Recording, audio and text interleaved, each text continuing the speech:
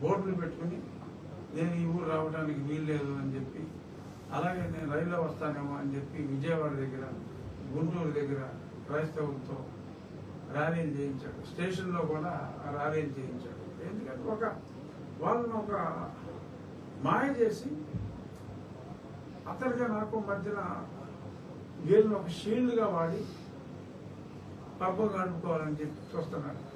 ఎందుకంటే వాళ్ళని ప్రయోగించి అన్యాయంగా నేనేమి నోరు మూసు కూర్చున్నా సరే ఒక రిస్క్ లాగా క్రియేట్ చేసి నా మీద ఎన్నో కేసులు పెట్టించాలని చూశాడు. సరే ఫెయిల్ అయ్యాడు. ఇప్పుడు అతనే రాజకీయంగా పోయాడు. బట్ ఇవాళ నేను ఇది కూడా క్లారిఫై చేయడం నా బాధ్యతగా భావిస్తున్నా. రాబోయే రోజుల్లో 150 పై స్థానాలతో చంద్రబాబు నాయుడు గారు ముఖ్యమంత్రి కాబోతున్నారు అనడంలో ఎటువంటి సందేహం లేదు. అలాగే మెజారిటీలో కూడా పవన్ కళ్యాణ్ గారి దగ్గరికి నేను గతంలో వెళ్ళినప్పుడు లాస్ట్ మంత్ ఒక 50 నుంచి 55,000 మెజారిటీ వస్తున్నాను. నా అంచనా తప్పేలాగా ఉంది. ఆయనకి 65,000 వరకు మెజారిటీ, అంటే నా అంచనాల మీద ఇంకో 10,000 ఎక్స్ట్రా. కొన్ని బూతుల్లో 80% ఆఫ్ ద ఓటింగ్, అంటే 85-90 ఓటింగ్ అయితే 80% పవన్ కళ్యాణ్ గారికి పండి అని చెప్పి ఎర్లీ మార్నింగ్ విచారణలో తెలిసింది. 60,000 పైచిలకు మెజారిటీతో చంద్రబాబు నాయుడు గారు కానీ పవన్ కళ్యాణ్ గారు కానీ ఉండబోతున్నారు. అలాగే ఆ తర్వాత కన్నా లక్ష్మీనారాయణ గారు కూడా చాలా పెద్ద మెజారిటీ, అంబటి రాంబాబు గారు అతి దారుణంగా ఓడిపోబోతున్నారని చెప్పి అక్కడ రిపోర్ట్. అన్నగారి స్నేహితులే, రాంబాబు స్నేహితులే.